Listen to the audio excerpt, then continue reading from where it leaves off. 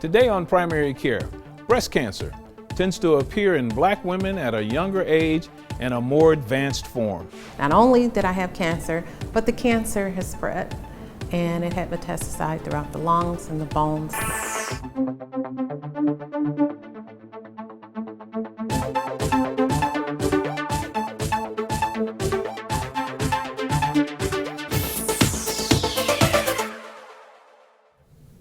Hello and welcome to Primary Care. I'm Dr. Lonnie Joe. Did you know that a woman's chance of surviving breast cancer is tied to the color of her skin? Yes, research shows that Black women with breast cancer are 40% more likely to die of the disease than white women. Early detection and quick diagnosis in women of color is key to eliminating this disparity. Here to talk to us today about breast cancer in Black women is Dr. Elayne Arterbery. Dr. Arterbery is Chief of Radiation Oncology at Sinai Grace Hospital and has a heart for educating the community about cancer. Dr. Arterbery, welcome to the show. Oh, thank you very much for having me today. Let's jump right into this. Why are Black women suffering more from this disease than the general population? Well, the main reason is that Black women aren't getting screened at the level of white women. They're simply not getting the mammograms, they're not getting the medical attention, they're not going to the primary care doctor at the rate that white women are. And so as a result, their cancers are diagnosed at a later stage, which makes them more difficult to cure, as opposed to early stage cancer, which often can be treated with surgery, maybe just hormonal therapy, not necessarily chemo or even radiation, depending on the case. The Black women are coming with more advanced cancers, already palpable, sometimes breaking through the skin. So at that stage, those women are much more difficult to cure. And what about the population or the trend that we're seeing now, where it's the younger African American female who's being diagnosed with breast cancer? Is this our improvement in early detection, or is this a genetic problem, or what are we dealing with? This is kind of interesting. What we're seeing with the young women who are getting diagnosed, who are African American, is that they're getting diagnosed at a higher rate with what's called triple negative breast cancer. That means their estrogen receptors are negative, their progesterone receptors are negative, and they're not secreting the Herceptin protein. All that means that they have the most aggressive breast cancers and thus are more difficult to treat. Even if they're caught early, those cancers tend to be the bad actors. And that's the problem we're seeing with the younger African American women. They're simply presenting, even with a small one, with a bad one. And there's a hereditary component to that, isn't it? Interestingly not. That's sort of the big myth. Everyone thinks that breast cancer is necessarily associated with a mother or a sister. Really, the hereditary component for a breast cancer is really low. It's in the 10 to 12% range, where people have a strong family history. The vast majority of women, Black or white, that get breast cancer have no family history and are not necessarily predisposed to it. We just don't know why. Have we actually discovered any reasons why there seems to be a higher incidence of triple negative breast cancer in African American females? We know that there's a concentration in certain locations in Africa and stuff, but what are we dealing with in this country at this point? It's really hard to know why the women are getting that particular form of breast cancer. That particular form of breast cancer is going to require everybody who gets triple negative breast cancer has to get chemo. Often they get surgery and radiation, depending on their case, but we don't really know. There are some variants of triple negative that are a little more aggressive or less aggressive, and there are some genetic tests, particularly one that I use out of the Netherlands, that looks at triple negatives and doesn't treat them all as the same thing. There's sort of like a luminal A, luminal B. There's sort of the really bad triple negatives and then the not so bad triple negatives. Right, it's a different stratification for right, those and that's patients. based on genomic testing. Right, good. Genomic testing. Good. Talk to us a little bit about the dense breasts that we see in African American women and what it really means in terms of early detection. What we see in a lot of women, particularly younger women and African American women, is that the breast is denser. I mean, over time, once you go through menopause, really the collagen fibers start to loosen up, and there you go. The breast becomes looser and easier to image. As a younger person, the breast is dense and more fibrous, and so the imaging capability is more difficult. What happens with those women is I recommend women who are younger to not just get a mammogram, but also get an ultrasound. And if they're at high risk, mother, sister, then they maybe also should consider MRI if they can get the insurance to pay for it. But at a minimum, if you have dense breasts and are young, you should get the mammogram as well as the ultrasound to detect something that may not be picked up on mammogram. Self-breast examination. Where are we in terms of educating the female population, and how are we doing with that? everybody knows to do it and nobody does it. It's sort of like exercise, where people, you know you should exercise, but people don't do it. People know they should get a mammogram and they should examine themselves, but they just don't do it.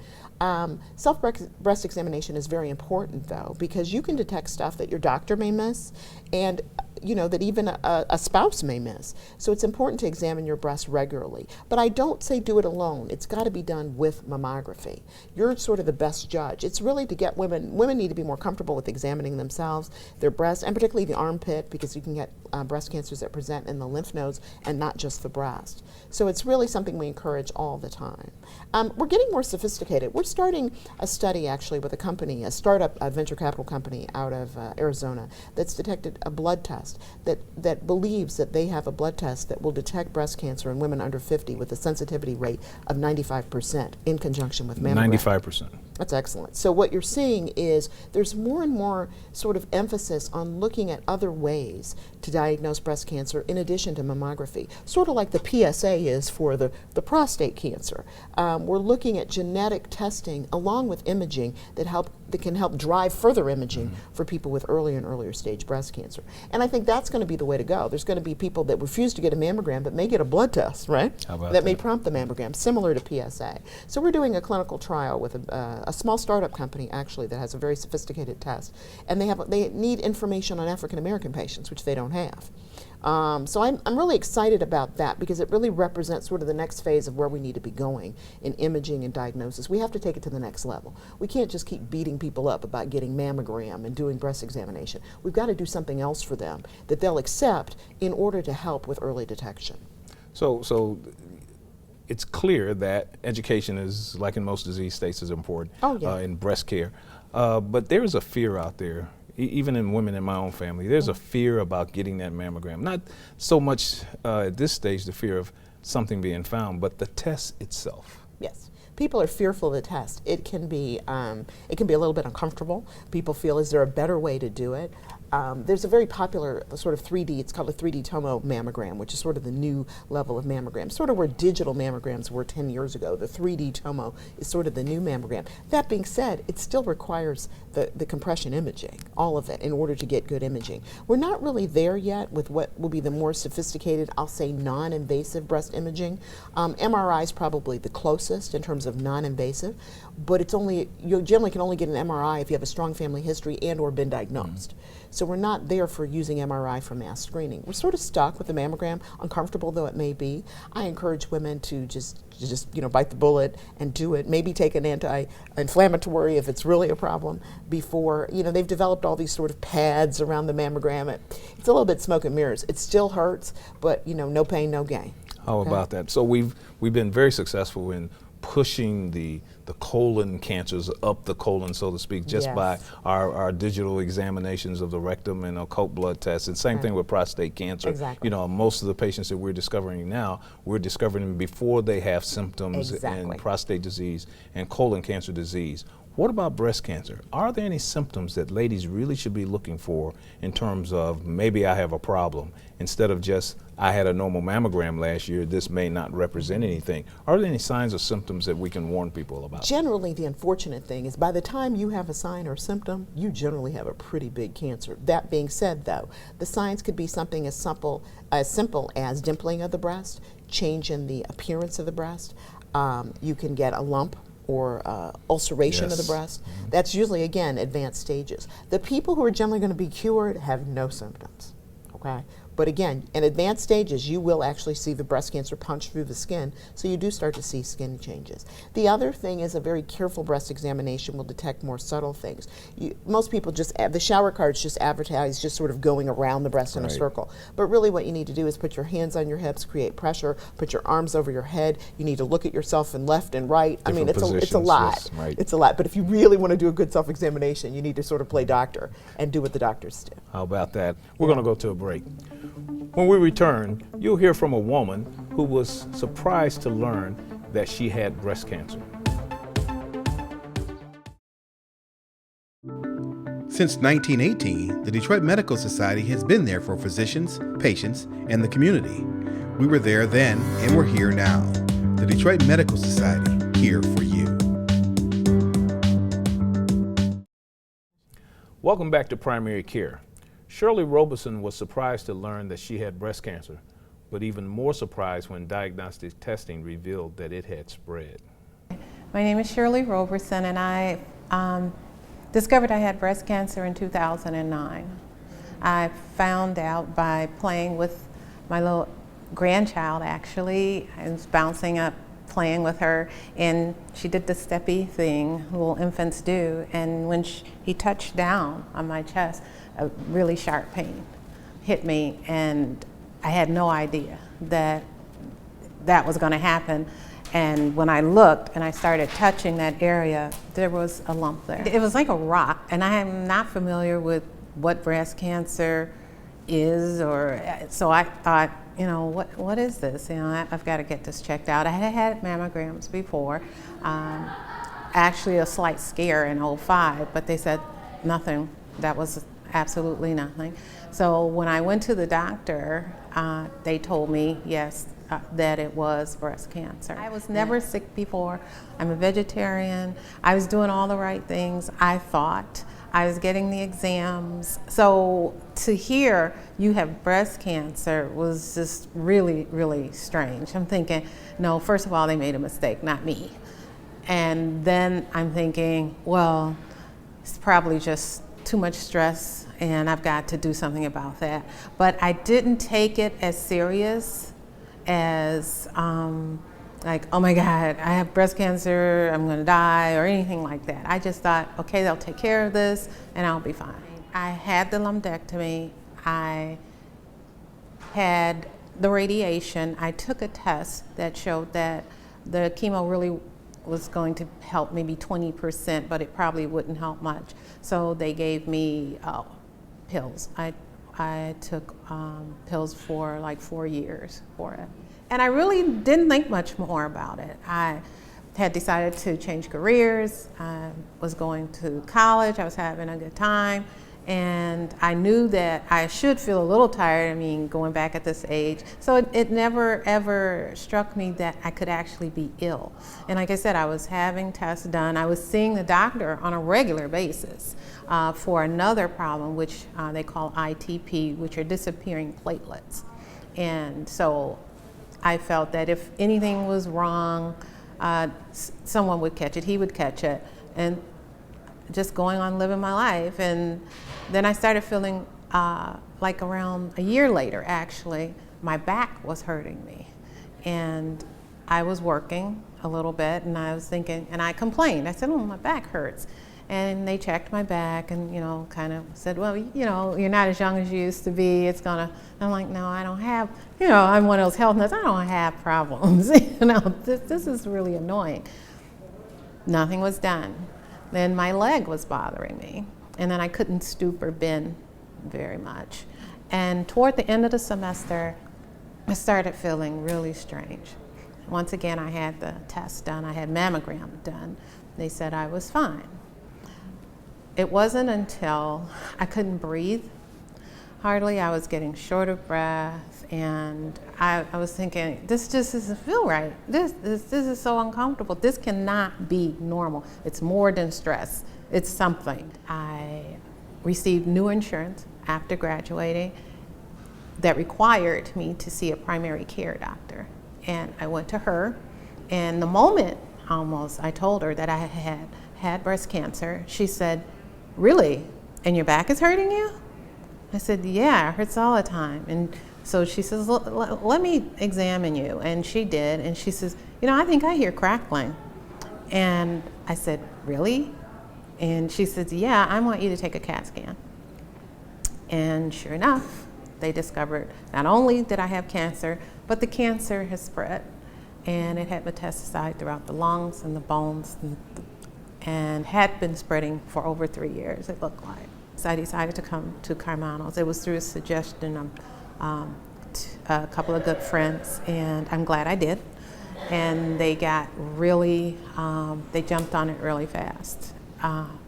They seemed to want me to do something quickly, and they told me they couldn't assure me that anything was going to change, but you know, this was the procedure they were going to use. So I did, and miraculously, it was like new. I felt like new really quickly. Instead of being able to walk only a few feet, I was able to run up my stairs.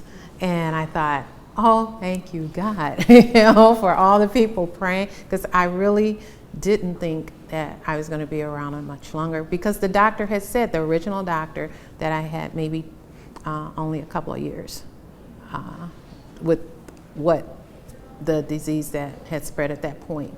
So I was not accepting that, of course. I did not, there was no way. It's like, okay, well, we'll see. And that's where I am now. It's like, well, we'll see. I knew I had to do everything humanly possible to help myself, as well as take the medication that the doctors were giving me. Dr. Arterbery, Mrs. Roberson's cancer journey is indicative of what can go right and what can go wrong.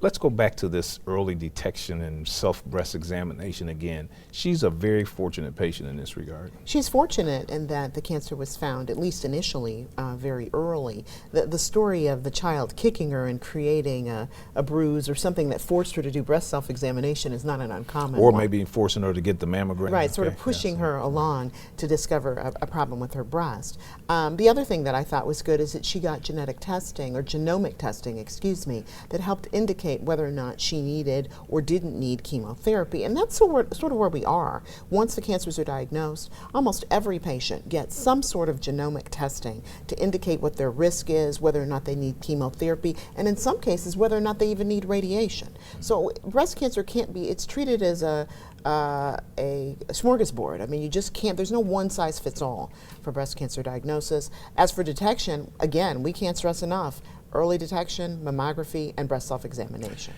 And recently in the lay press, we've seen several high-profile people suffer from this disease, and we see genomic testing as part of what they've gone through. This has certainly benefited them in terms of making decisions in terms of the next step in their treatment. Mm-hmm. Absolutely. There's also been, there's sort of a distinction between genetic testing, like what the famous actress Angelina Jolie had, and genomic testing. Genomic testing is on the tumor itself to look at how big and bad it is. Right. Genetic testing looks at your genetic profile, your family risk, and that can assess what your lifetime risk is of developing a cancer, both breast and ovarian, and in some cases colorectal.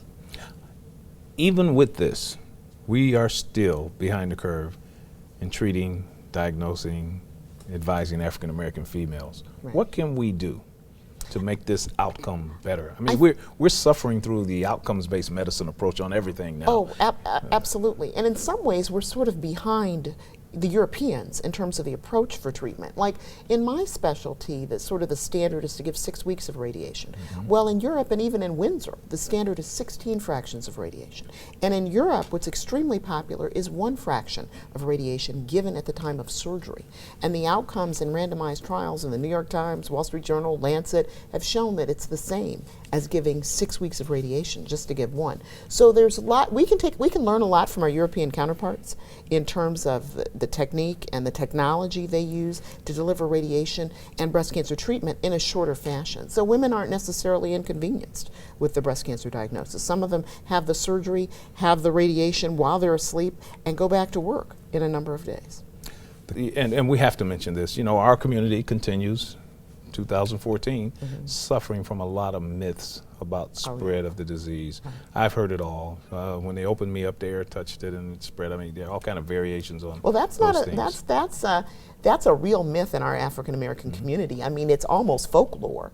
And I think that particular myth stems from the days and sort of the old school where people would go to surgery and they didn't have a CAT scan, or CAT scan wasn't available, and they would open people up and, oh my goodness, the cancer had already spread. And in sort of lay people's term, we call it peek and shriek. Yes. You know, you see something like, oh my goodness. Right. And that was, but now with the sophisticated imaging and the MRI and CAT scan and tomograms and all the different things we can do, it's really not that common that we're operating on people and not knowing what we're dealing with. Most of these surgeons won't operate on you unless you have a CAT scan or MRI. That's where we're at. And our ability to do sophisticated biopsies gives us pure definition that the disease is there and helps us make decisions better or help patients make decisions better. But unfortunately, in our community, sometimes we hold on to myths and sort of things that have been passed down culturally, and it may not necessarily jive with what's actually going on and what kind of opportunities for treatment people actually have. How about that? Talk a little bit, before we go to break, talk a little bit about